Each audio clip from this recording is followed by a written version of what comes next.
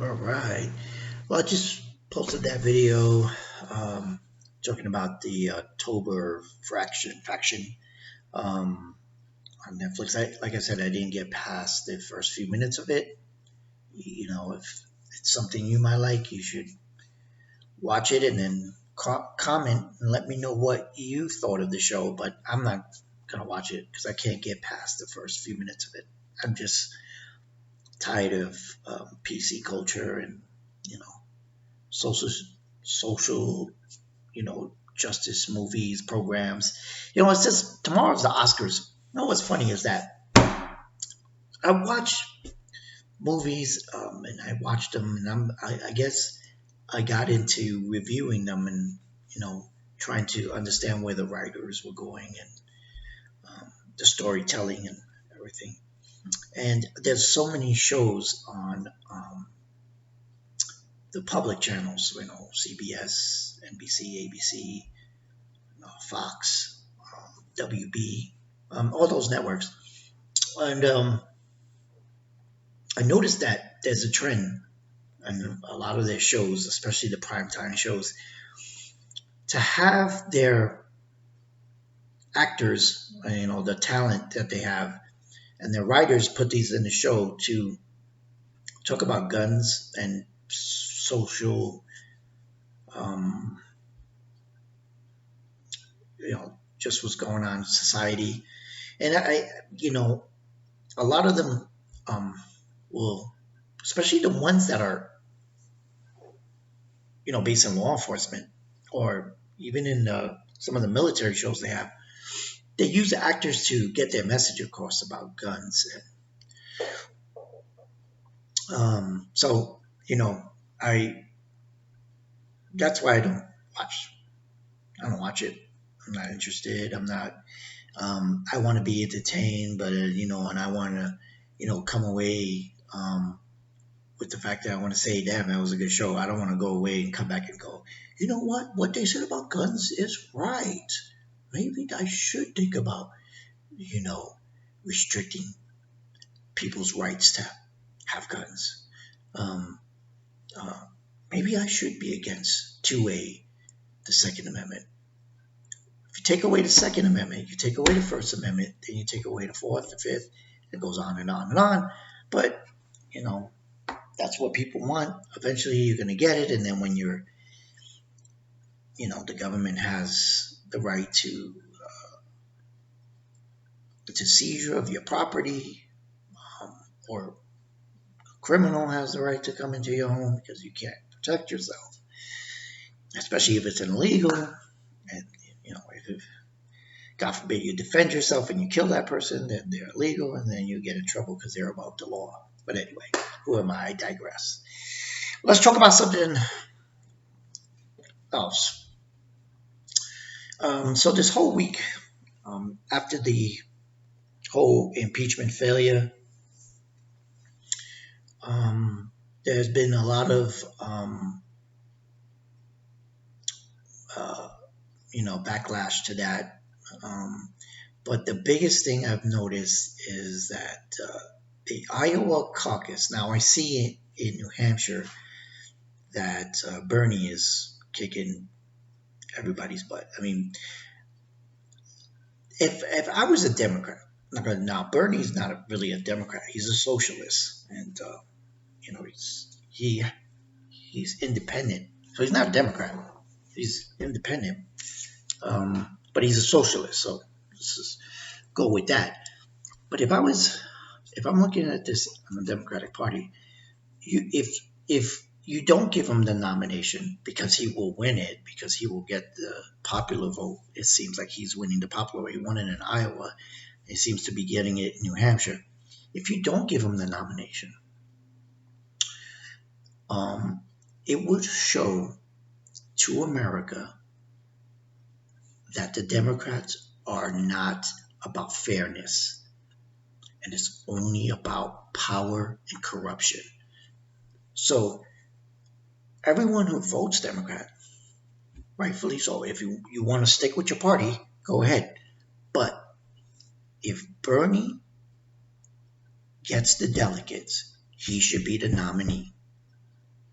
Okay, now if he doesn't get the nomination, and we can see that they invalidate it or do something that makes that they put somebody else in there, like a Buttigieg or the Biden, or somebody else comes in, like, maybe they broker the whole thing, and then they'll say, well, we're going to give it to Hillary because there's a four-way tie, which that's where it seems like it's going. It seems like they're trying to make it so that the race is so close that they broker it, and then they bring in another one. Now, if I was the Democrats, this is what I would. If I was Buttigieg, this is what I would do. Buttigieg should get, when it gets down to the Super Tuesday, he should announce that he's gonna, if he wins the nomination. Now, this might not happen, but if he wins the nomination, he should say that he wants Tulsi Gabbard. Tulsi, I'm having a little trouble saying her last name. Be his VP. Now, if he did that, his ticket kind of moderates, and he seems more like a centralist and not so extreme. But with her on the ticket, you're going to get a whole bunch of voters that are independent. And that ticket will be a ticket that I actually could see could challenge very well against Trump. I could see that ticket actually it becoming a real tight race where, any of the other candidates don't seem like they would give a Trump a run. But Buttigieg and Tulsi, them together, I think that would be a good ticket, and I think that it'll moderate him, put him more towards. He's kind of a centralist right now. Some of his things are a little extreme, kind of weird. He never kind of finishes anything he's gonna say, so I kind of don't know where he stands. But I was reading some of his stuff, and he seems kind of down the middle. But if they want to put him right in the center and get a lot of independent voters, he should pick her as his running mate, and I think that would be a good ticket. Then it would be an interesting race to see how they do against Trump, and then it might, at the same time, bring the country closer, because I could see Trump having a debate with Tulsi Gabbard, and also Pence having a debate, and Buttigieg, them having a civilized debate where it doesn't turn to gutter politics and go down. I mean, with anything with Trump, of course, ends up, in the gutter a little bit. But barring that, I think I can see a good debate where if he's debating against Trump or Biden, Biden and Trump, or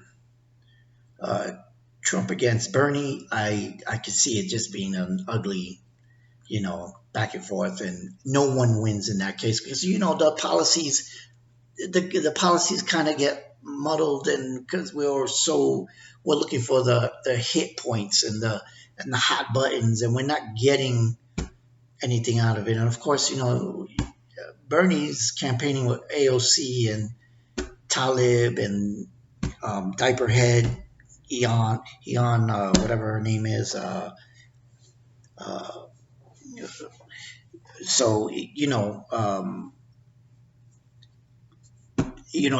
that's going to be ugly. So I don't want to see that. We want to try to bring America,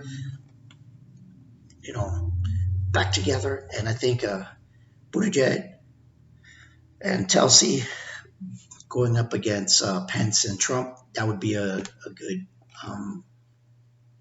good race, and it would actually centralize America and see how, I think that would be down the middle even, and it would actually be a good thing for our country, because we might have common ground. Now you can't.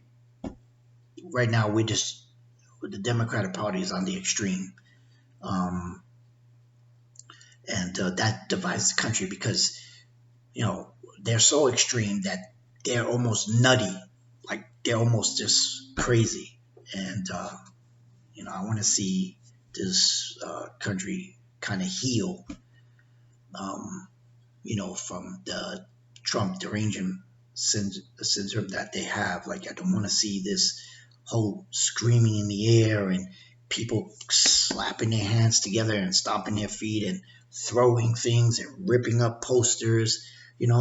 That's there's no debating that, and you can't get to it's just anger, but it's like immature anger. It's like adolescent anger. It's just like something like a child would do, but with grown up bodies, so it's more destructive. Um, we got to get away from that. So I think maybe a ticket that's more moderate to go up against Trump might bring those people to kind of moderate their anger, and you know, that would be good, and would like to see that. Anyway, I'm going to leave it there, and you please leave your comment and tell me what you think would be a good um, happy center for you if you're Republican or Democrat or conservative, socialist. And let me know what you think. I'm curious to see you know what people are feeling at this point. We're getting closer, and we're already in the middle of February, and then next thing we have Super Tuesday coming up, and then then when they hit Milwaukee, and Milwaukee doesn't put Bernie on that ticket, even though he may deserve it. Yeah, that'll be some trouble. All right, we'll talk soon.